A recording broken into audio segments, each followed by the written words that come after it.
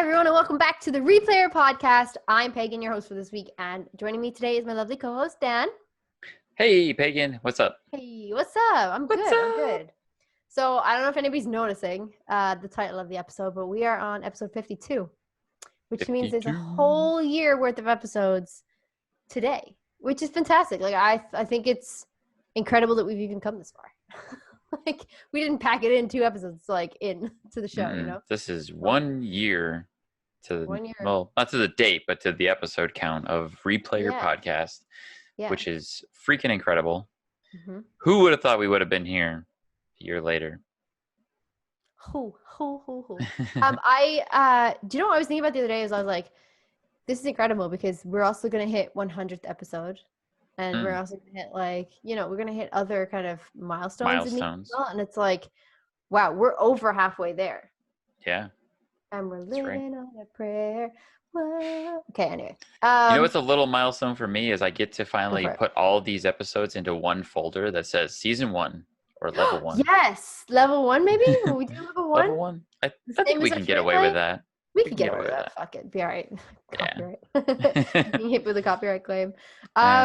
So we've had a year. We've had a big year. We started a podcast from fucking nothing. From multiplayer online. Yeah. Borderlands 2. That's right. This is where we are now. Do you have any like moments of the show or like anything from the last year that kind of stood out for you? I mean, as far as like our personal moments, as far as the podcast goes, I mean, it's been a fantastic time in meeting and learning about all these wonderful people and replayers that I've met. I constantly reflect on the changes in state of my life from a year ago and how different everything has been for me, especially with, you know, becoming a replayer, you know, starting the podcast after meeting you, becoming really close friends with a lot of replayers, not to mention in a relationship now with a replayer through Retro Replay. Moved down from New York? Yeah, moved to Texas. Out of state, yeah. From New York because of that. Like, whew. It's so crazy. And then, I mean, like, personally as well, like, you got like a voiceover gig. We did a voiceover gig together. Yeah. Which is really, really cool. And, like, I feel like when we started it, this was the goal. This was like, let's get to like E or whatever, and like let's get them to like acknowledge that we exist. Right. And in the beginning of us even talking to each other, we were both talking about how we were both aspiring like actors and voice actors and how that's what we wanted to do. And we were saying, how do we do that? What do we do? You know, and like I had mentioned how I've always been interested in doing like a video game podcast. And you were like, hey, we should do a podcast about Retro Replay. Yeah, and I was like, we should do one. Cool. Let's do that. And literally, mind you, this was 2 hours after meeting you. This is literally like, not even after meeting me. And then we were like, let's hop into like a podcast together. And people were like, you've known this person for like less than a day and you just want to hop into like a business relationship? I'm like, yes. Yeah. This seems like a sound decision. And it, you know what? It worked. It absolutely worked. So far, so good. So far, so good. I think I totally echo your statements, like meening everybody, meeting all the replayers. I know. Just a few niggles. Niggles. I like saying that. I like niggles. It's a good word. Niggles. Yeah, it's a good word. It's a good word. I think like meeting a lot of these replayers and getting to know who they are and their experience with Retro Replay and how they came to find the community and then getting more involved in that community. I think it's really great, like kind of like where we've started from, and we just wanted to know more about people who liked the same things we did. And it's just kind of exploded into this. And of course, like Troy, I think was the first person to acknowledge our show on a member's live stream. And then from there, like we've had shout outs in the live chats and on Twitter, they're engaging with us on Twitter and everything. And we're like, this is so badass. Like this is so what we wanted to do from the beginning. Like we wanted to get involved with the community and have them like know that we were working on this. Like, and the dream was to have like them to kind of like acknowledge the fact that we are here in the community working actively to know everybody and like be a neutral place for everybody to come in and talk and be themselves and have a safe space to like discuss Retro Replay and the content we're putting out. Yeah, and that's where we came up with the Replayer podcast. It's a podcast of replayers for replayers. Yeah. I mean, and it's been going fantastically. Fan for It's fan. been great. It sure has. Sure has. Do you have any sort of aspirations for the future of the Replayer podcast? I mean, I would be happy to see us to continue to grow and improve our content, and we're already working on developing new content and new show ideas, and I'm happy to see us being able to do more. Like, Yeah. we've gotten to a point now where we can kind of lean into this even more than when we started, because then it was just like, here, we're going to do this thing because we can and we want to, but it's becoming just so much more real. Yeah, it's really cool that, like you said, like we've grown so much. Like if you go back and listen to the first episode, like we've changed so much in the year. But yeah, I think you're right. I think like having this grow larger, and it would be amazing. I would love to have like more guests on the show for those side quest episodes, like you said that we were going to do. So like we're putting out new content and stuff like that, so we can discuss more of like how replayers are making their own business and how they are artists, or how they do certain things that we're like, oh, that'd be amazing, and that would definitely resonate with other replayers in the community. I think that I'm looking forward to doing more of that. I think. Yeah, and we've met so many amazing replayers on the show over the course of the year that are a part of other projects that we're just like, oh, that's awesome. Yeah. And anything more we can do to help support those projects or to get them heard about or known about, 100%. That's what I would like to see us doing more of, just the constant string of support for people within the community. For sure. And I feel like one of the bigger things that we wanted to do when we had this show idea first is we wanted to be like a place for people in the community to come and hang. And then secondly is like we wanted Retro Replay to know that like we're out there for the community, and like this is what we're doing to support everybody and to get to know everybody else. And then I feel like one of our bigger goals was to have someone from Retro Replay come on our show. Yeah, we talked about that very early on. Very early on, like literally in the early hours of the conversation, we were like, could you imagine if this gets like attention and we could actually get like... I still have recordings of those conversations. Oh my God. Don't throw them in here. No. No, but we just gotta like get the attention and momentum of the community to like be like, hey, here we are, and what do you know? We do have a guest on, which is fantastic. So we do have a very, very special guest for our year's episode. A very special guest. It's not Nolan Lawrence, sadly. We couldn't pay him. But the man we do love, know and love, accepts soup as contribution. So that's great. It's COVID. There's enough canned goods going around. So we could definitely easily afford that. Just pay him in soup. Just pay him in soup. It is what it is. You make that sound like a runner-up. Well, look, we can only pay him in soup. So I feel like this was the cheaper option. Who can we Welcome, only everybody. get for soup? Who could we get for soup? Welcome, everybody, the soup man himself, Mr. Drew Lewis. Yay! Hey. Drew's picture. I mean, look, it's not Nolan's, but whatever. Believe it or not, folks. Just put his face over this beautiful face. It's already happened, Drew. Yeah. We've just edited Nolan's picture. Great idea. I'm Nolan North, and this is Retro Replay. Like, that's pretty much. I mean, that is right? Spot on. It's spot scary. on. I'll give you a shout out. Okay, good. You could do the whole voiceover thing. Nolan could retire. We actually just got rid of him. It's been me for the last 3 weeks. No. I don't know if you noticed. Yeah. So spot on. You know, incredible. Incredible. Just I know. Nailing that movie magic. Yeah. What's those deep fakes have gotten really good. Deep fake. Yes, that's it. Wow. Yeah. We don't need people anymore. We just put like a monkey on the chair and we just deep fake it. People will buy that shit. People will eat that shit up. It goes. Of course. Just run with it. Let it go. Let it like harp on its hate for C-3PO or whatever, and just be like, oh, I guess no one hates C-3PO now. It's like, no, well. He totally hates C-3PO. Who saw that coming? Who saw that coming? Wow. Yeah. Well, it's a great thing to have you on the show. Thank you so much for joining us. It's a pleasure to have you here. It's good to be here. Thanks for, longtime fan, longtime listener, first time caller. First time caller. Yeah. Technically, So if you want to count your little give me shit. yeah, that's true. Yeah. little voicemail. I hear it. I hear it.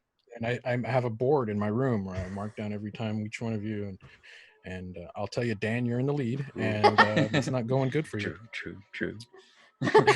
This is going back to like the first episode of the podcast. We're like, oh man, imagine if Drew ever listened to this. We felt so bad then when you actually sent in a voiceover, like a voicemail to us. We were like, oh fuck, he listens. Like every single time we've been like, Drew, listen to the content. And then we're like, oh fuck, now he listens. And it was awkward. A few weeks into the show that we were certain you were listening, because it was like we'd talk about something and then the next week it would happen on the show, or like a week later after that. We're just really good at those algorithms. Like we're just really good at predicting your content. Like, that's probably it. Yeah, you guys figured out what we were doing and you were all over. You know what though? There's like a weird like cultural zeitgeist that I think everybody kind of tunes into, and we're all kind of in that, especially in gaming, right? We're all we hear something and it kind of like leads you to thinking about something. You know, and so I think we all read whatever the news is, or we're all excited about some new game, and then that leads us to talking about, oh, remember that? And so there's a little bit of like, I think that all kind of happens serendipitously, I guess, in some way or form. Yeah, I feel what you mean. So there kind of is an algorithm, except like global culturally, there's an algorithm where we're all kind of thinking the same things. Yeah, well, I mean, you guys, I think, figured it out a while ago, where we were trying to figure out timely episodes. For sure. So like, yeah, so like episodes that aired within the zeitgeist of the conversation that was happening, essentially. Right. And you would see that, I mean, where I'm trying to think like some episodes that did that, like Lion King. When the Lion King came out, like the remaster, and you did it. The Matrix after they announced another one. Mm-hmm. You know what though? Actually, that was complete serendipity. We literally were talking. Yeah, 100%. Like we had, because there's no way we could have planned that announcement to happen. Literally happen 2 days before the episode aired. Launched. Oh my god! Yeah. So we actually were planning on doing that episode because, you know, Troy was a big Matrix fan and it's a cool game. I remember playing it because it had like the bullet time and everything. I was like, yes, we should totally do that. And it also I think it was the first. It might have been the first PlayStation 2 game we played. So I think it might have been. Yeah, so we it was like, oh yeah, let's totally do that. That's a great idea. And and it just timed up perfectly with that announcement for the new movie. And we were like, holy shit, this is crazy. So that was totally by That's accident. Crazy. I legit thought announcement came. I legit thought the announcement came on like Tuesday. I'm pretty sure you said that on the podcast. You were like, oh, round up the crew. Yeah. We have to film this episode. And then Wednesday you filmed it and Thursday you premiered it. That's how in my head that all worked out. So I'm actually super impressed that you had pre-recorded this way ahead of time. Totally. And we had 2 episodes. And I mean, it was, we had never, it was crazy how that was good. One of those weird moments. But we always try to find something that ties into culturally what people are talking about. So, like for example, when I knew before Blades of Tsushima got pushed, I had us planned on playing, and this probably will happen. So spoiler alert for a future episode. Oh, inside look behind the curtain. Go ahead. Yeah, but I was anticipating playing one of the best samurai games that I had ever played, which was a Bushido Blade. Oh snap! On the PlayStation. Nice. So Bushido Blade was like one of those games where you had like, it was basically I have that like for a Saturn. Kill. Oh yeah, it did come out for Sega Saturn, and but it was this crazy game. It kind of felt like a Kurosawa film too, where it was like third person, and you could choose which type of blade you wanted, and it would affect, like if you had a big broadsword, it would affect how your swing was, and if you hit somebody in the arm, their arm would be disabled, so they would actually like not have their arm, or you could like take out their leg, and they would like go on one foot. Really for that kind of like for that kind of tech. Like on a Sega, I didn't think that was there. Like you just aim at an enemy and they just fall down. No? Yeah. That's usually the games I played. What other games are? Listen, Barbie Sports. That's all I'm thinking in my head right now. Just thinking Barbie Sports.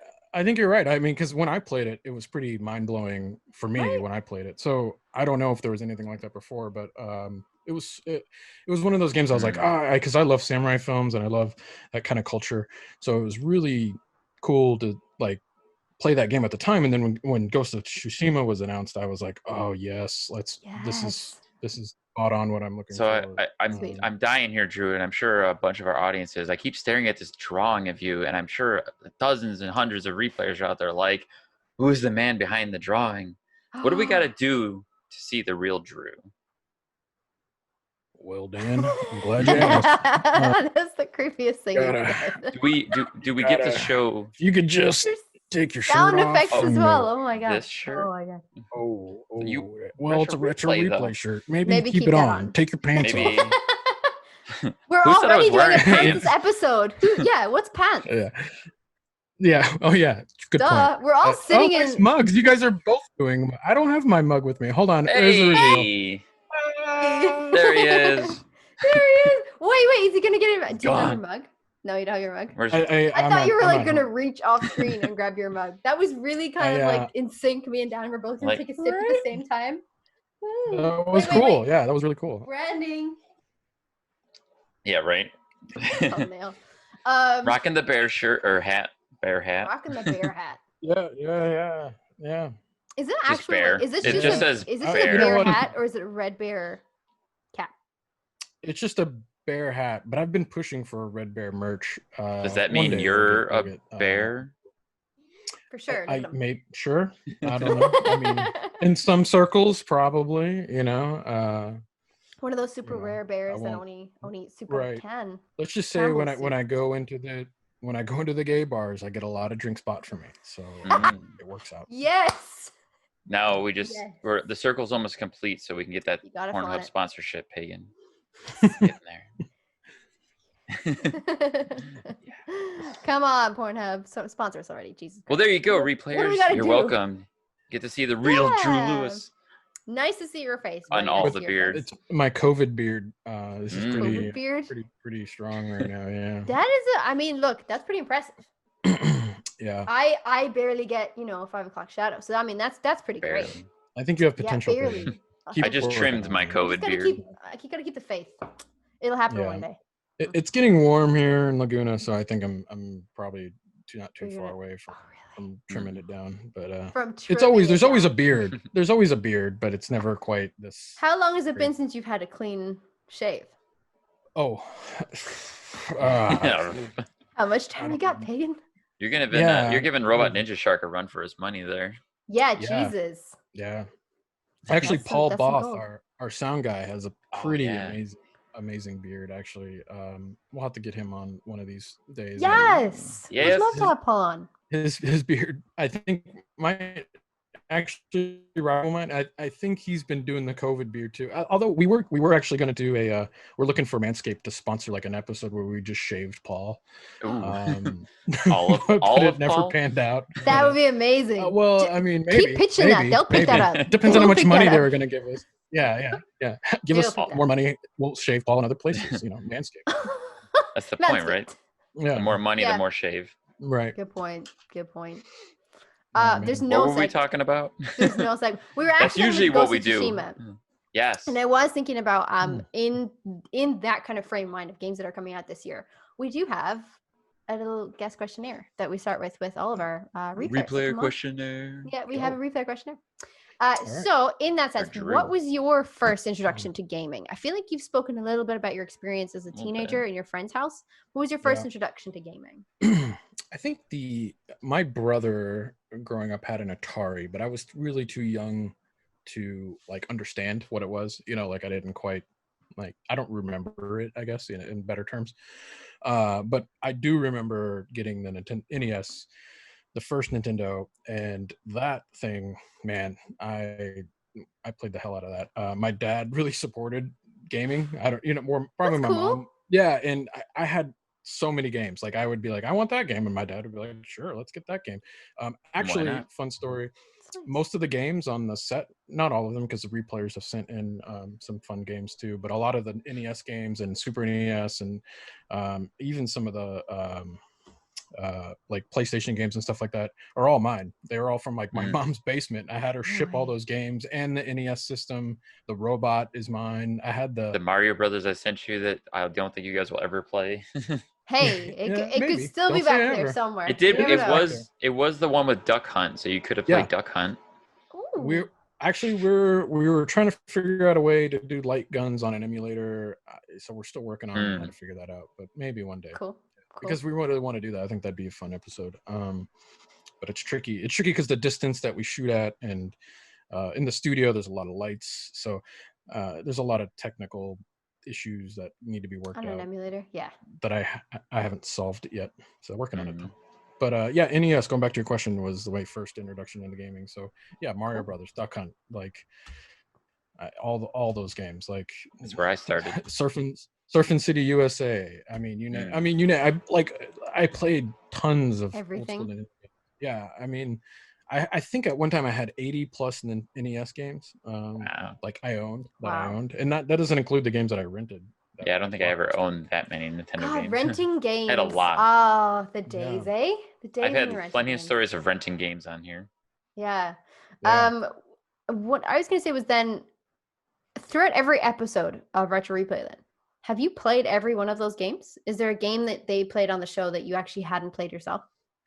Yeah, there are actually. Okay. I mean, I end up playing them before we shoot because there's a lot of play testing. We need to test the game, make sure it plays okay, test cheat codes, test just, does the 2-player work okay? Is it laggy? Do the buttons mapped right? Like there's a lot of like prep that goes involved into prepping for a proper Retro Replay episode. So we get those special fun episodes where the buttons don't get mapped right and somebody has to like, this doesn't work. Yes. Yeah. Well, the Retro Pi is finicky at best. So like one day it works perfectly. The next day you're like, I don't know why this isn't working. So I'm just wondering, where are you calling us from right now, Drew? Tatooine. I was just gonna say, I was like, don't you recognize Tatooine? That doesn't look like LA. I was confused. Like, I mean, the signal on Tatooine's pretty great. It is pretty good. Pretty good. I mean, listen, the sand reflects sound waves, and it just beautiful. Don't get on about sand. Don't you dare make the quote. I swear to God. Don't make the quote. We're moving swiftly on. What's your preferred platform now to play games at? My preferred platform, I play mostly on PS4 actually right now. I never ended up getting the Xbox. I wanted to. I don't know why. It never happened. But most, what though, I think what it depended on was, and here's, I played a lot of Xbox back in the day. And I have a fun story to regale with you on that after you're done, Drew. Go ahead. Yeah, no, I just want to say, like, I think a lot of it depended on the choice between a PS4 and an Xbox One was what do your friends play on? And I think most of my friends anyway were all PlayStation people. We both had the Xbox and the PlayStation 3, but we played most of our online stuff on PlayStation for some reason, because I think of Uncharted. A lot of the Uncharted multiplayer was a big reason for that. And I'm trying to think other things we played. The Red Dead Redemption, we were big on first Red Dead Redemption and that. So I think when we decided on whether or not we were going to do PlayStation 4 or Xbox One, we were like, well, let's do the PlayStation 4 first. It seemed to have the better launch titles. I think Knack. Or PlayStation 4 launch title was Knack. Yeah, Knack was an alright game as a multiplayer. Yeah. On its own, terrible. But as a multiplayer, I actually really enjoyed that game. That was the game I played. Can we all just appreciate? I actually played something. Yeah. Like I played something that we discussed in the podcast. Yeah. Thank you. All right. No, I mean, but I know, Dan, I know you're a big Xbox guy, and I don't want to diss you, but and I'm not trying to. I think the Xbox has some great games, and it's a great. Again, it was like one of those decisions you make where you're like, this is going to influence my gaming for a while. True. What do we jump into? To be fair, for me, like I've been an Xbox and PlayStation owner since the beginning. I've always had both consoles. It really comes down to just the personal preference of how the platform handles and whatnot. And I was going to say, I can go back to when I was a kid and I preferred PlayStation over anything. Of course, Xbox didn't exist back then. And when the Microsoft decided they're going to get into video gaming, I'm like, get the hell out of here. You guys don't know what the hell you're doing. You can't make video games. And it was actually one summer after the Xbox had come out that I had gotten like a pretty decent paycheck from whatever part-time job I was working at the time. And I was like, what am I going to do with this big wad of money burning a hole in my pocket? And I went down to Electronic Boutique and I said, hey, that Halo game looks interesting. Let me buy an Xbox and play that. And then I went, this is the best thing I've ever played, and played it nonstop for like a year straight. Yeah. So that was like more of a spur of the a spur of the moment thing. Yes. Huh. And it started a whole new line of gaming for me, because after I that I played Halo like nonstop for ages. Yeah. Oh, I played the hell out of Halo. So good. Halo was amazing. Gears is great. I've played Gears. Yeah. I mean, they have a lot of fun. I never played Halo, but I have played Gears. Yeah. Only one and part of two. You know what? I think if you ever had to deal with, I had 2 Xboxes, and both Xboxes did the 4 Ring of Death. Oh, and the if you ever go 360s. through that, if you ever go through that twice, you're just like, you're over it. You're like, why would I ever buy an Xbox? You know, you're sort of like in that mentality of like, I don't think I'll ever buy an Xbox again. Like they just, their hardware was crap. In the first. I've seen plenty of people go through that with the 360, but then again, the 360 era was Xbox's crown and glory so far. Like they did really well. They did have issues with the hardware. They did have problems. Like you get the Ring of Death, the consoles would crash and burn. Yeah. But they were like more affordable than the PS3 at the time. They had great games. They had great exclusives. Like they had Dead Rising. Like PlayStation didn't have Dead Rising in the beginning. Now they have it. You know, there was a bunch of that was like the licensing battle started back then. I think like the Ring of Death and everything, like you said, Dan, like it was on the Xbox and it did still do very, very well, but it was also on PlayStation 3, like we also like the PlayStation 3 had hardware crashing problems as well. Because I feel like we mentioned Batman Arkham Asylum on PlayStation 3, like exploiting that, because like like when they go to there's a part in it where like they'll meet Scarecrow and the screen goes black, it glitches, and then it goes blue and it glitches, and you're like, my PlayStation is dead. I am fucked. And just before you put the reset button, it comes back on, and it turns out it's just it's a Scarecrow method, and you're like, oh, that's naughty. That is. Yeah. Well, that like goes back to like olden days of like Eternal Darkness. Did that?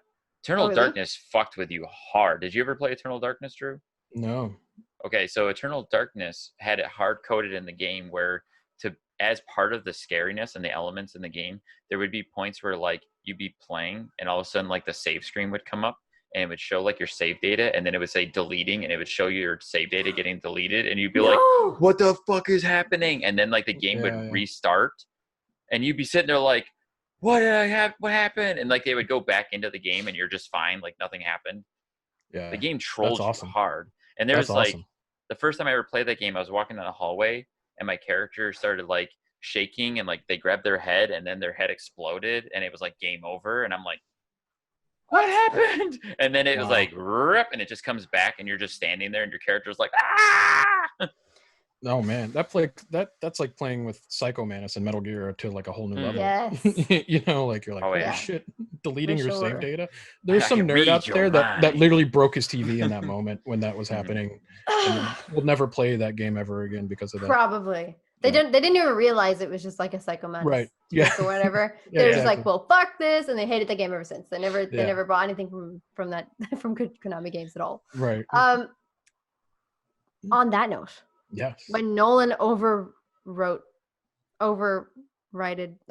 dang it. Save data. When he saved over your 100% completion of Uncharted 2. Yeah, I think it was how did that feel? Because Jesus Christ, the chat was like F's in chat. But F's in chat, RIP, Drew's save data. Like, fuck. It's one of those all like. Yeah, well, I mean, it's already got the platinum, so I was like, it's not like it deletes the trophy. So, I get it, but your hard work. Yeah, but you know what? It's not like I'll never go back and play that game again. So I was like, what? You'll just have to concede it again. But it was one of those moments where I'm like in the studio and that I'm watching it happen, and I'm like literally in the microphone, be like, "Don't well, okay." No.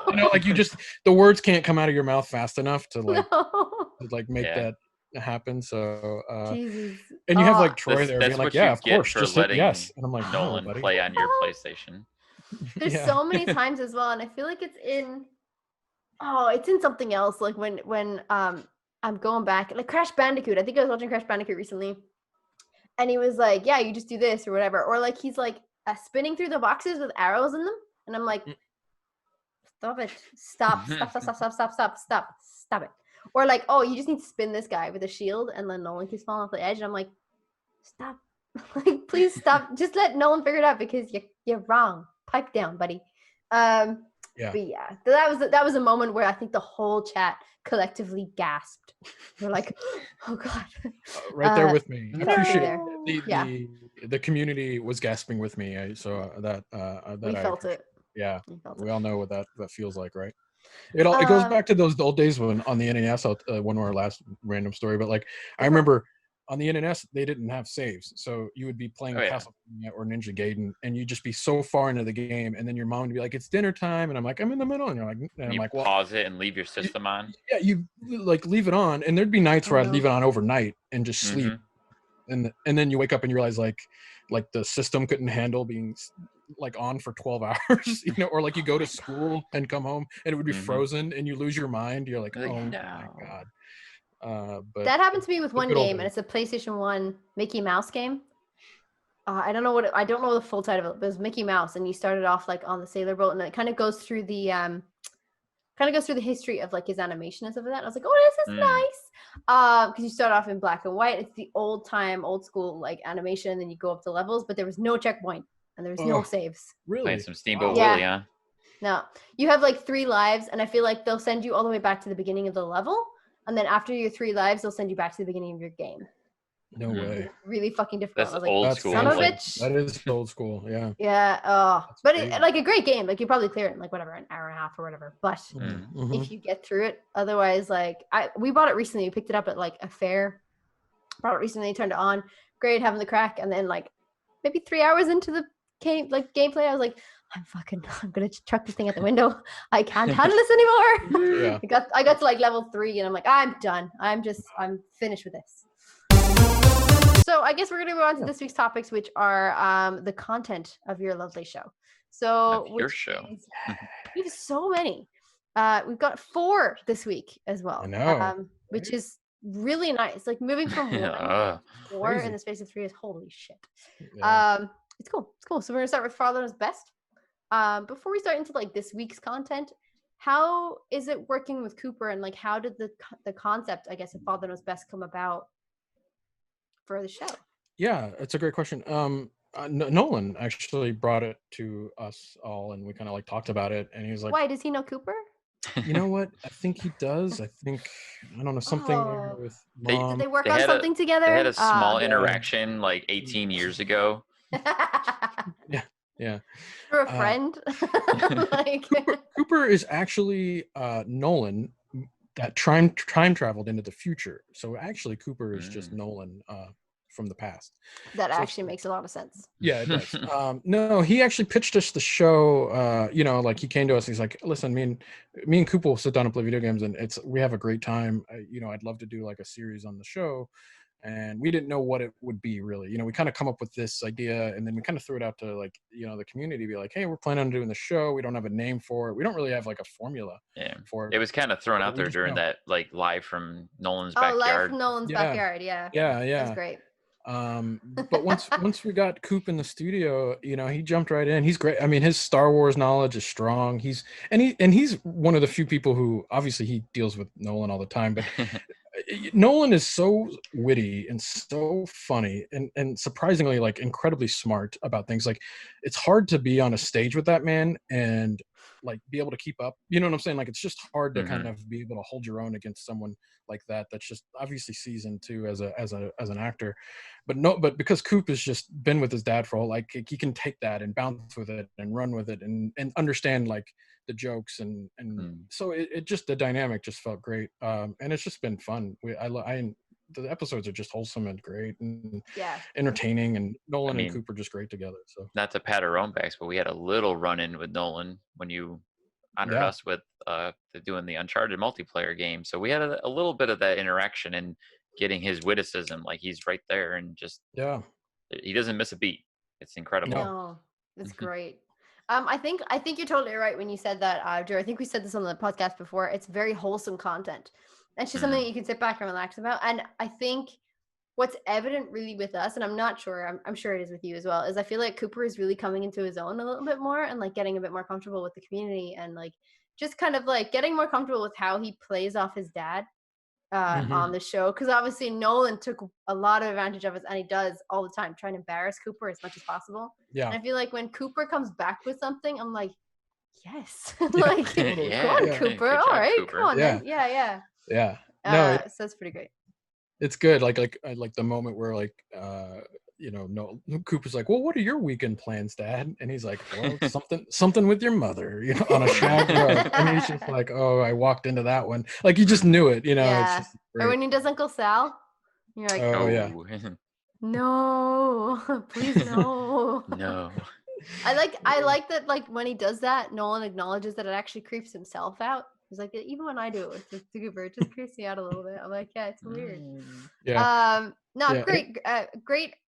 Well, I mean, it is a great show, and I feel like a lot of the community, whenever they come on, we do ask them about how they feel about the show generally, and everyone has a great positive response because it's just some easy content to watch. Yeah, it's good, and we're always open for feedback. So like, if anybody's like, oh, I wish we did this, or I wish you guys would play this next, or I wish this or that, I mean, because we want to make a fun show too. We want to make something that you guys enjoy watching. So if there's ever any time anybody has like something that they feel would make the show better, we're always open for that kind of criticism. I mean, we kind of already put it to our replayer guests when they come on. We ask them, how do you like Father Knows Best? And some people give pretty good feedback, and they'll say like, oh, I hope they play this Lego game or that Lego game. And there's plenty of other co-op options we could see Cooper and Nolan playing. I made the joke answer of like We Fit or something with the Norths. Get the whole family. The whole family involved.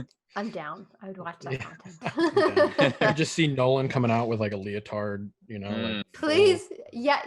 He goes like headband. His whole character from like Con Man, where he's just like, all right, here we go. He works out in his mocap suit. Excellent, exactly. Perfect. Yeah, the whole family has to T pose at the end of the workout. Excellent, and then someone can record that shit and animate it later. Like, totally. Yes. Excellent. Yeah, we'll film it all on green screen, so it's easy. Yes. We Fit, We Sports. They should just be like them playing like Wii Bowling or something. That'd be great. I think Wii Sports is always hilarious, especially when you're playing with your family, because you can watch the screen and you're like, oh, this is great. And then you look at them. It's the same when you're watching someone play VR and you just watch them and not the screen. That's the funniest thing I've ever seen. Like, it's just so stupid. Like, when you actually think about it, you're like, this is terrible. Or I do this often, like with my brother when he's doing something on Snapchat or TikTok. He's like, he blew up on TikTok. So when he does something and he's like filming it in front of me, it's hilarious to watch him do that because he's using an effect, or especially for Snapchat or whatever, it'd be an effect. And I'm like, you look so stupid. You look actually so stupid. The video looks great, but you look like a dick. Like, it's so funny. That's awesome. It's really good. So I would be down for that content. I just want to put that out there. Okay. We have had a lot of replayers suggest Indiana Jones and Pirates of the Caribbean Lego. So that's really cool. And I really love that they're sticking with the Lego theme as well. I think it suits Cooper and Nolan very well. Yeah. Because it's all tongue-in-cheek stuff, It's all kind of like fun animation. Well, and it's cool. I like it too because you can have fun a lot with like the clips and Nolan, they're movie nerds too, especially Coop's a big movie nerd, which is great. So he can like really dive into like, knowing the scenes and like quoting lines from the movie, and we can really have fun with like injecting and some of those clips, those cutaways, pop culture thing. I love that. So I think that's really, really cool. Yeah. And you know what, honestly, because I was kind of like, when Troy departed the show and you guys were announcing like Father Knows Best and everything, I was like, oh, this is interesting because like Nolan comes up with some really cool references, but I feel like Troy had this weird backlog of knowledge where he would just pull out random references from the 80s films. Cooper has recently started quoting films in the thing, but like stuff that he's just remembering from whatever. And I'm like, oh my God, this is fantastic content, because I really didn't think we would get something like that, like those mad references from everything else. Yeah. Which kind of brings me on to this week's episode, because there was amazing references that led to great cutaways in this week's content. And like, shout out Steph for doing this content. I actually have notes on my phone. Yeah. Even Cooper shouted out Steph, or like he called like Steph, roll it. Like I love that. That was perfect. Yeah, I love that. That was great. Like random stuff. Like we had Smooth Criminal And then The Offspring. A lot of music cutaways in that one. A lot of music cutaways in this one. Was like, I don't know Perfect. where they pulled that out. That was great. That was so good. Immediately brought me back because I remember that song so vividly. That was funny. I enjoyed that because I mean, Offspring was a big part of like my teenage years and stuff like that. Like all the Offspring and Sum 41 and Blink-182 and all this punk stuff, which is absolutely not punk. Punk is like 70s rock, but anyway. Yeah. Punk stuff, you know. Yeah. One of my favorite cutaways though was Wrong Lever from The Emperor. Yeah, Emperor's New Groove. Oh yeah, it's one of my favorite Disney movies of all time. Chat blew up. Chat was like, Wrong Lever. Like I love that. I thought this was great because I'm not a massive Star Wars fan, so I'm sure you appreciate that. Like I'm loving these episodes, but I'm like, you're not big on the Star Wars. When you make a reference to something, I'm like, huh? What's going on? Huh? Yeah. Yeah. This is like homework for you. Then you're like, I'm educating myself on Star Wars. And then she comes on the podcast and just rants about hating Christensen. Like, man, that's all she can talk about. Yeah. Listen, the first 3 movies are terrible. 1, 2, and 3. The actual original films, I'll watch those. Yeah. They're semi-decent. But anyways, we'll go into that another time. Before Drew like kills me with like demon eyes, like you don't like Star Wars? Okay, bye, I'm out. Anything from this episode that you guys want to mention or favorite moments from the show this week in the content? Dan? I think we already hit on it. Like those cutaways were great. Yeah, like I already said, like the Steph part, like telling Steph to roll the cutaway. I was a big fan of that. The Emperor's New Groove easily was a big one for me. Yeah. Bantha noises. Bantha noises. Yeah. Nolan doing like the Obi-Wan as the old man from Family Guy. Yeah, so that stuff. Great. Oh my god, real so creepy. Good. Yeah, so creepy. He's like, what did he say? He's like, if you bring me more coins you collect, the more I'll give you candy or something. Yeah. I'm like, oh no. Seems legit. I don't know what to say. The hate for C-3PO was good. And C-3PO. Coop on point, he was like, where he goes, you've been hit by, and he goes, a copyright claim. Like, nice. That was a good one. That was so good. And this is what I'm talking about, like Cooper kind of coming into his own. Like I feel like he's definitely like more loose about making more jokes and stuff like this. I thought it was great. And then she rolled the clip of Smooth Criminal, and that was fantastic. Yeah. You can really hear me laughing when I think when they were like, they turned on the TV and the Jawa Sandcrawler, and they're like, it's Jawa porn or whatever, and I was like, yes.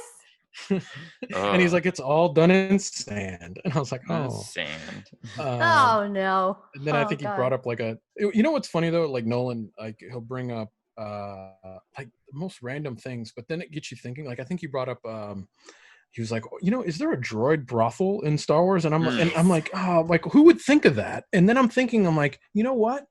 There might be. I bet you Mandalorian is responding to that. Like, there's gotta be. Like, there has to be a droid brothel. Only Nolan would like make a joke, and then I would instantly be like, you know, that's actually interesting. Like, I kind of want to explore that. Yeah. Go into deep thought, like, Yeah. I mean, there's robot brothels in Futurama. Why wouldn't there be Why wouldn't there be one in Star Wars? That could exist. It could well exist. What else was I going to say about this one? Oh, the hate for C-3PO. I feel like the best moments from Father Knows Best for me at the moment, the most standout one is my favorite moment is geriatric Yoda. Yes. For sure. And then running second is like Obi-Wan as the old guy from Family Guy. Yeah. Those two crack me up. I wasn't expecting it, and I died. I still die over the stop taking my coins, Mr. Bear. Mr. Bear. Yeah. The fact that he broke Cooper for like a good 5 minutes is just fantastic. It's so good. Yeah, I think he did like a dirty C-3PO that almost broke Cooper's this last episode too. Anytime. Nolan, man, the things that his head comes up with, brilliant. The guy's just that guy's all right. So smart. Yeah. He's okay. He's okay. Moving on to the next bit of content we have, two more to discuss, is Uncharted 3 playthrough. Yeah, shitting in a sink to Uncharted 3 playthrough. Well played. Can you see the connection? Because it's there. Yeah. This week we had Robin Atkins and Richard McGonigal, of course, and Nolan was there. Some random guy. Some guy called Nolan, whoever he is. No, that was great. What a great episode this week as well. The Uncharted playthroughs in general have had such great feedback. Do you have any particular moments that stand out for you in this season so far, like an Uncharted 3 playthrough? It's a good question. I don't know if there's like a standout. I mean, everyone kind of brings their own unique personality to the show when we have a guest. So, I mean, there are moments. I mean, the cutter glitching out. So good.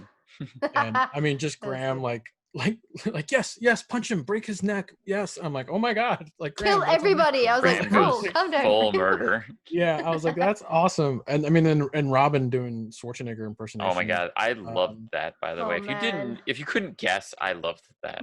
You already love that. You threw that out in multiplayer, right? You threw it on Arnold Schwarzenegger at multiplayer. That was good. You did, yeah. Good time. Nolan applauded you, mate. That was a good one. Oh yeah, like Nolan latched onto it and just started rolling with the Arnold after I did it, and I was like, I'm complete now.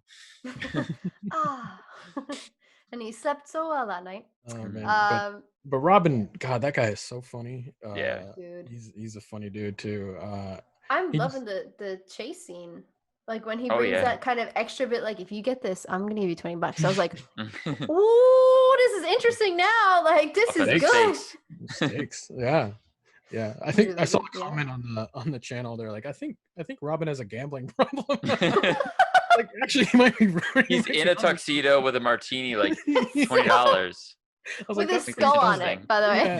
With a skull on it. Yeah. He's looking like this, like pseudo James Bond, and he's like, let's put the diamonds on this one. Diamonds. Because like every time he had a chance, he's like, all right, I'll give you $1 for this. I was like, Jesus. It's like he's just like when he leaves, he goes like really into it. And he's like goes and I think we found a new thing. We're just gonna like do playthroughs with Nolan and just have people bet if he's gonna make it or not. And we're already doing that in Death. Right. With the Deadpool. Every week, except nobody gets anything. You just get like the knowledge that you've won the death pool. I feel like there should be a death pool, or sorry, like a death count or a Deadpool emoji. Or an avatar that if you've won it that week, you can just use it for the week, and then next week you have to take it off. Has anybody? Well, somebody won. Ryan about this. Somebody won, didn't they? Ryan won this week. Did he? Okay. Ryan won this week. Nice. I don't know what the count though was. I think I bet 5. I think it was 15. No, son of a bitch. I'm optimistic because he had 2 episodes with 0 deaths. I mean, knowing he was going into the graveyard, I feel like the ship. I should have. I expected him to die a lot, so that's why I said 21. Yeah. And he started getting there, and like people were like, "He's not going to die that much." And then that shipyard, like it started going up, and I'm like, "Ooh, that 21's looking good." It's funny though, like Nolan's actually good enough now that he doesn't like the gun battles. He's actually like he'll die he's decent. A respectable amount of times, like a normal person would playing that level, but like he dies on dumb things like swinging to like a ledge, and you're like 5 times in a row, and you're like, well, that just doesn't make any fucking sense, you know. And you're like, it's so funny. You're like, why would you die there 5 times, but you get through the hardest gun battle on the castle level in like 1 try? I don't understand. I don't get it. I think like that's why I'm super optimistic. I'm like, okay, well, he's had 2 episodes, 0 deaths. And then sometimes I shoot way too high, and others like I shoot way too low. And I'm like, I think like 5's a good one. It gives me good faith that he'll be all right. And obviously, I have way too much faith in Nolan's gameplay. Yeah, he's fallen off shit. Yeah, I think this episode though had the funniest like first 5 minutes with like the drug chase scene and like Robin being like, "I wore a condom," like whispering into Nolan's ear. And then like Nolan's like, yeah, I could just see at the end of this, like, no, like I want to see this as like a deleted scene that Amy like shot, but it didn't air, with like Drake and Talbot in bed. Oh God. Nolan's like, yeah, and they're just like Talbot asked for like a cigarette, and I'm like, that's so funny. Oh my God. It was great. Can I give a shout out to in the live chat? I think it was Phil Holden said like shoot him in the Richard, and I was like, that's so good. That's good. And then another shout out to Phil for his little cutaways in the Father Knows Best too. Yeah. the I was like, Yoda impressions, right? How did that happen? Like, yeah. Where did that come from? Well, I think he sent do it, like he actually did and then he did a Yoda like that's impression as well. Yeah. And then I think it was in the live chat I said to Phil, I was like, tagged him, tagged you, Drew. I was like, do you need us to send in videos of us doing like clicker noises for the Last of Us playthroughs? I don't think they're nearly as scary as what they actually are. Yeah, probably not. They're terrifying, I'll be honest. Yeah. Mm-hmm. I was gonna say, like, on that kind of like same note where like Nolan's getting good at the gunplay, but actual like climbing mechanics and like traversal mechanics, like that's where he died. I've been playing 17 hours now, or the 19 hours of The Last of Us Part 2, and I've died twice in the last hour of my gameplay from stupid things that I was like, oh, this doesn't look too high, and then I face first into the floor, and I was like, oops. Like, oops. I really misjudged this. Like, but I hadn't died at all, and I was like, this is gonna be great. Like, I could get through this game without dying. I'm gonna be so good twice because I just misjudged the height of something. And what pisses me off is because the character goes, it's a long way down, and I thought, yep. I just face first. Just you're like, yep. It's literally the game telling you can't do that. Yeah. I didn't listen. The hint wasn't subtle enough. Damn it, Druckmann. Did you not listen to Amy at all when she was on? Dropping those subtle hints. Was trying to, like, Naughty Dog Yellow has saved me quite a few times from like roaming around just a random area, and I'm like, where the fuck am I supposed to go? And Adam's like, the yellow, and I was like, this ladder is conveniently quite yellow. Yeah. Good episode though. I'm really enjoying how the playthrough is working, especially in COVID times. Like, have you found particular restrictions with that, or has everybody been pretty great with like just coming on a Zoom playing? It worked out pretty well. I mean, we tried a lot of different avenues on like how to make sure they could see the gameplay, to be able to interact with the game and hearing the game, and also be able to talk to each other. And so figuring out how to make that work. There's always a little bit of lag sometimes, so like I think in one of the episodes Amy was like, turn around, and like she said drop, jump here. And then he dropped in the fire. Right. So the sometimes the lag works against us, but I think overall it's still kind of like you still get the gist. Everybody understands like what's happening and can see Nolan doing what he's doing in the game, and it's working out really well. I think the hardest part, obviously, I wouldn't say it's the hardest part, but there's obviously where before in the studio, we as the studio would own a lot of the technical side of things, where we're now, because Nolan's playing it at home, he has to record his game capture, he has to make sure he's recording audio really clean. We have to make sure everybody's logged. We have to he has to help schedule like guests. So there's a lot more riding on Nolan, which is awesome. But it's also like it's tough because I'm used to, or someone in the studio is used to helping kind of manage that, and it's tough because he's incredibly busy right now. Like there's a lot going on, even in COVID. He's just got a lot of work. Still doing a lot of work, I imagine. Yeah, so it's tough because we don't have a lot of new games coming out. So yeah. So there's not a lot of time sometimes to help to do setups. I'm sure there's a lot of unannounced stuff that we don't even know about that Nolan's working on, especially with the new console generation around the corner. Yeah. And we haven't even heard about the most, like, Xbox has got a new event coming out. PlayStation, I'm sure, has got a lot they haven't showed us yet. Who knows what Nolan's working on? Yeah, I mean, and a guy's in a lot of animation too, so it's not just games. True. He does a lot of animation. So, so it's tough finding schedules that work with Robin or Graham or Amy, with Nolan, with Richard. So it's a bit of a dance, right? Just like any production. So nothing has changed like from a complexity. I think we all just sort of take on different roles, and Nolan's even said, he's like, COVID has given me the opportunity to build out my studio a little bit more, to kind of be a little bit more tech savvy and this kind of thing.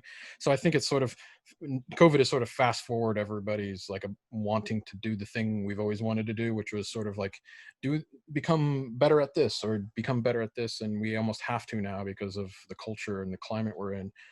So it's actually kind of worked out really well, I think, for us. And I think hopefully the show is still as entertaining as it could be, even with doing it remotely like it is. So, well, I think it's been really well received. Yeah, I was going to say, I think I mentioned it before on our podcast too, that there's a certain elements to the COVID episodes that we wouldn't have gotten otherwise.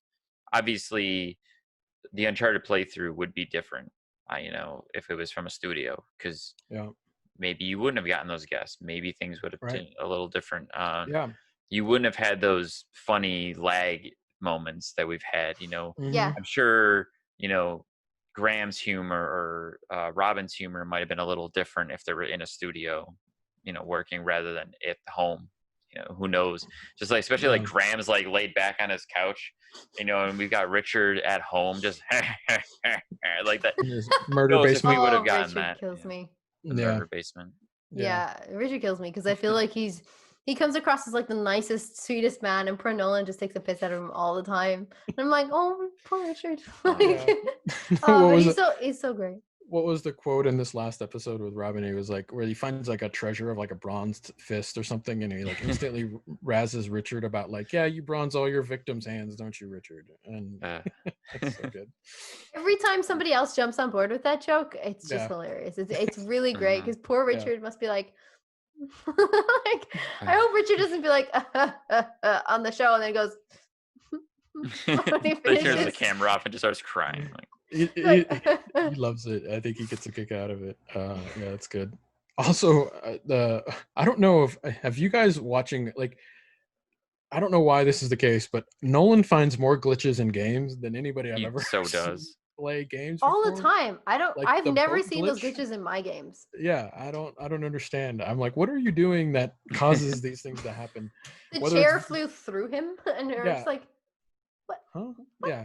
Like he goes under the boat. Like this last episode, he like glitches the boat. I'm like, how did you do that? Like I was thinking of last week's episode, or last week's episode where they were fighting in the fish market, and you know when you like stand there and you can actually smack one on with the fish, get a trophy for it. That section, like I think he was running through something and like went towards a chair and it bounced off the wall and flew back through him, and I was like, how? I've never seen this glitch before. Yeah.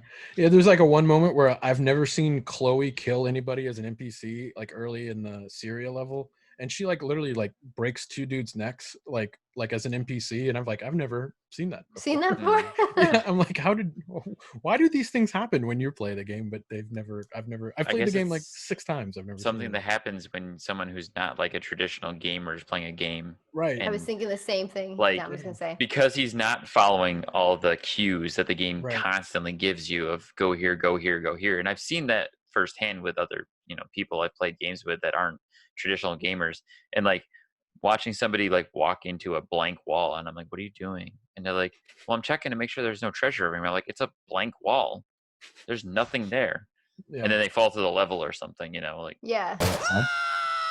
Oh, hello, who is that? We do have a few replayer questions if you wouldn't mind for the retro replay section. We'll do live retro replay. Live retro replay. You heard it. Not live, but live ish. But live. In person, on camera. Yes. What is this?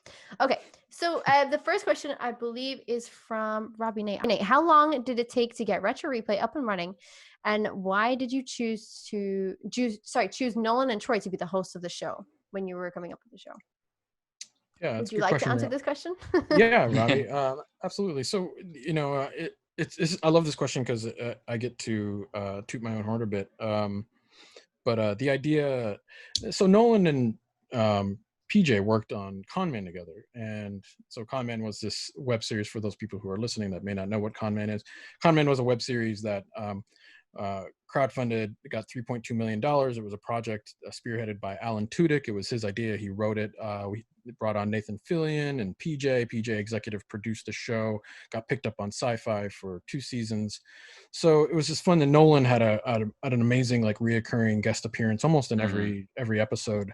And so, you know, Nolan and PJ kind of hit it off. You know, they realized like we have a lot in common. We both like to drink wine, and we both like to laugh. And so there was a lot, you know, and they were like, hey, in the future, if you ever want to work together, you know, let's work on a show together. And PJ brought that idea to me because, you know, I partnered with him on Red Bear Films. And so we're always looking for fun ideas to work with friends and people we love. And I was like, man, I love Nolan North. I played all his games. He's incredibly funny. I worked with him a little bit on Con Man.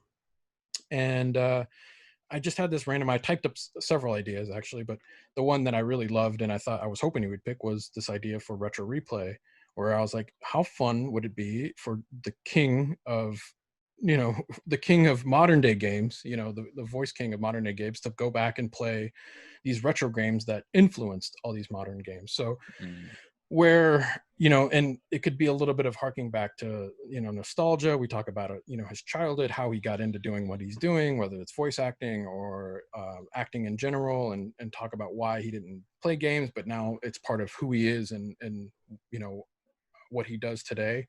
So it just felt like a strong idea, and PJ and I pitched it to him, and he's like, I love it. Me and PJ just we ran with it. We're like, we built the set, you know, in our studio. We, you know, I told you I had my mom like ship me all my games and my controllers, and so I was like, we'll just decorate it with shit from my childhood.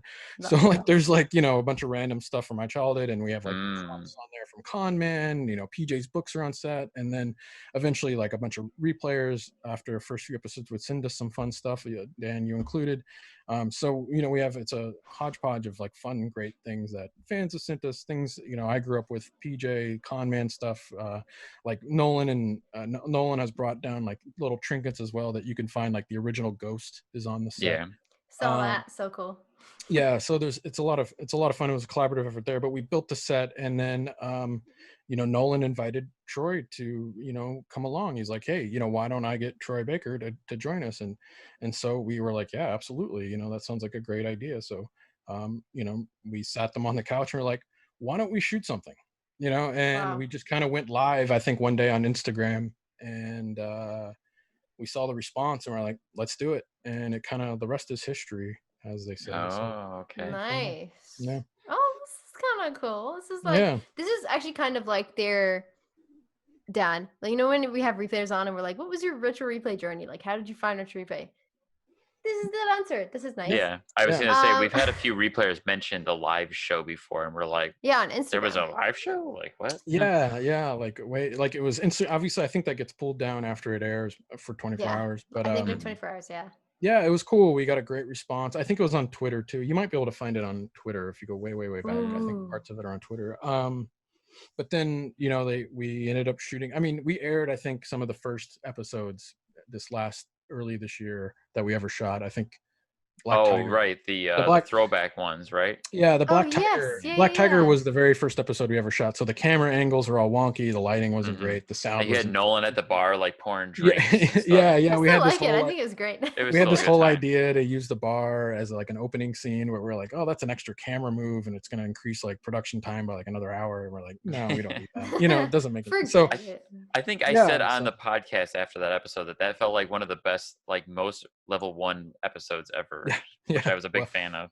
Really was. The level 1 episode. But yeah, so you know, and I think it was great, and we there was a nice dynamic there, and we kind of we always knew the channel would grow and evolve, and so we're happy with you know, how things are going now. You know, we want the channel to thrive, and just to be completely transparent, like when we started this, we were like, you know, this is going to be fun. Like we all just kind of jumped in. We're like, hey, this is going to be a fun thing. We don't want this to be stressful. Obviously your job priorities come first. You know, Red Bear, we do a lot of other things, you know, so the soup that gets donated is like 90% of the revenue that the show gets is from people that are subscribed or members to the channel or donate soup during the live chats. That literally just pays for like the studio rent, the equipment that we use, pays for Stephanie, pays for Paul. Me, Nolan, and PJ, we've none of us have made a penny on Retro Replay. So we're not doing it for the money. You know, we do it because we think it's fun, and we love the community that has latched onto it. And we want to continue to support that community and do great content and have a great time, because who doesn't love playing video games and talking about it and meeting fun, interesting people like Anthony or Robin Atkin Downs, and having him and Emily Rose, and you know, and all these great people that we can bring on the show and introduce their amazing personalities to the world, because they're such great people. You know, and they're just joys and gems. So it's been a lot of fun. I can tell you that. It's been a lot of fun. Yeah, it seems like it would be, you know, when you watch something like either on YouTube or on Netflix or whatever you're watching, you're like, this seems like it would be really good to film, or like really good to be a part of, like something that looks like good fun to record. I always kind of get that vibe from Retro Replay, which is so great because it's never a chore than to watch anything that you guys do. But yeah, like I think when you said it earlier in the podcast, like if it's not fun for you guys anymore, then like there's no point in doing it. Right. Which is just really nice because that passion and that like enthusiasm for the content that you guys are putting out really does show through your content, and I feel like that reflects the community, and that's why there's such a great community there too. Yeah, you're right, 100%. And I feel like if anybody listening to the show right now does have those questions for the Retro Replay segment, you can send them over to thereplayerpodcast@gmail.com or DM us on Twitter or pop us on one of those comments. Yeah. Cool. That's you did that way better than me. Do that again. Yes. What she said. yeah. Just cut out everything I Sure. said and just do yours. If you have any questions or ideas for the Retro Replay show, you can email members@retroreplayshow.com. Boom. Right. Hey. Succinct to the point. I rambled on for like 15 minutes. You just edit all that out. We've Just had a all lot that. of practice with that, Edit Drew. it. We've been Yeah, saying all that good. for a while. Yeah, I'm not a podcast. I'm a producer. I'm not on Listen, camera. you've done really Stuff. well. You Just can stuff. speak You've English. done well. Yes. Yeah, it's been really And you well can appear for on you. camera. What do you know? Yeah. What do you You're know? a real What if this isn't really Drew? What if it's like somebody not Drew Drew. paid It to is. like come on for He's just not like you, Pagan. He's not He's you. an actor. It's just the actor. Oh my god, it's Adam. No, I'm just kidding. The paid actor friends. It's the paid actor friends. Yeah. Perfect. Well, thank you so much for being on. Usually we end up the Thank show you. and we're like, we have like a big thank you to everyone on Retro Replay for everything that you guys do. But obviously we can thank you now in person, Drew. Thank you so Yes. much for everything But we you can do thank for Retro Awesome. Replay. you. No, And we can thank hey, Stephanie and Paul and yeah, all those good people. Nolan. Mm, I feel like that's his name. Cooper. Like everybody is who's on the a Retro nice Replay Doolin crew. South. That's my Yeah. nickname for Nolan all the time. Is Doolin Doolin South. South. Well, and listen, I want to end it by thanking you guys for taking the initiative to do the Replayer podcast. I love getting to know all the replayers that come on your show. I love hearing their stories, how they started gaming, how they found the show. I think that's all great. I love how you guys jump into each episode and talk about it. So and no, like it's a great place for also me to kind of understand, like, to your point, you guys ask questions like, how's the show resonating with you guys? So anytime you guys ask those questions, I'm listening. Someone I know Paul and Steph, I think they listen to. So and PJ and Nolan, when they have time, they'll jump in. So we're all listening. We're engaged, guys, and I want you guys to know that we're always here to hear what you have to say. So even if we can't always respond, so we appreciate that, and we appreciate what you guys are doing here, and it's really, really cool. So keep up the amazing, awesome replayerness that you guys got going on here. Replayerness. Yeah. Yeah. Thank you so much. No, thank you so much. Thank you for being on, and like we really appreciate it. And honestly, we didn't think we would be here 52 episodes later Yeah, with man. Drew on the show. Yeah. We were like, this Good was one work. of our core goals, so this was fantastic. Yeah. So thanks for being like solid Yeah. and actually coming on. Yeah, This is the Retro Replay show, and I feel like I'm so excited for what's coming up as well. And like COVID or no COVID, you guys have great content. You're turning out some good Yeah. shit. And So- what's to come up for the Replayer podcast over the next year? What is coming Gonna up be for the Us Retro Podcast? talking Who about knows? Retro Replay. I can't wait to dive into Get Good. We could do like Mm. retro. Well, it's all under Retro Replay, so fuck it. We're gonna start. Well, we Good do going. have Yeah. our new show, Side Quest, that we're putting out some little side projects. I mean, we could always adapt and try to also come up with new content. Yeah. Oh yeah, for sure. Well, I think we'll be turning out more of that this year too. Yeah. Cool. And if Mhm. you guys have any questions about the Replayer podcast, you guys can also find us on Facebook and Twitter. And we upload every Wednesday to YouTube and onto all your other podcasting platforms. So feel free to go and have a look at it or watch us and see Drew's pretty face. Thank you so much. Thank you so How do much, they Drew. support Drew, you that's guys? everything. How can everybody support you guys? Do you guys have Well, we do have a support link. You can support us by popping in the link below in the show notes. When you start supporting, I think from as little as $1 a month, right? Mm-hmm. From Yep, $1 that's a month, right, you guys Pagan. can support the show. Absolutely. Isn't that right, Dan? That's right, Jesus. Pagan. Wait, Right do you back to listen our- to the audio podcast version? Yeah. Yes, Oh, our no. cheesy radio ad. yeah. We were like, honestly, when we came up for that, we were like, what way can we do this the cheesiest way possible? Like, and we're nailed it. like, this nailed way. Yeah. Crushed it. Yeah, I wrote There up you that go. little script of just like, hey, Dan, what's up, Pagan? Like, just that goofy exchange to sound as much like a radio ad as possible. Yeah. You got That's this. game over, folks. Thank you so much for joining us today. Game over. Peace out. Bye. Bye. Bye. Bye. Replayers, on behalf of myself and Dan, we just wanted to thank you so much for all your support in the last 52 episodes and the year of content that we put out. We can't thank you enough for coming on the show and expressing yourselves freely here and sharing with us some of your greatest memories of gaming and your experience with the show too. So thank you so much for being here for us, for our supporters, and for our guests that have been on the show. We're so excited to have you all back on soon. Thank you guys so much for everyone who's been on the show. And thank you to those who have been supporting us through this entire year, this crazy journey we've been on. Thank you. Yeah.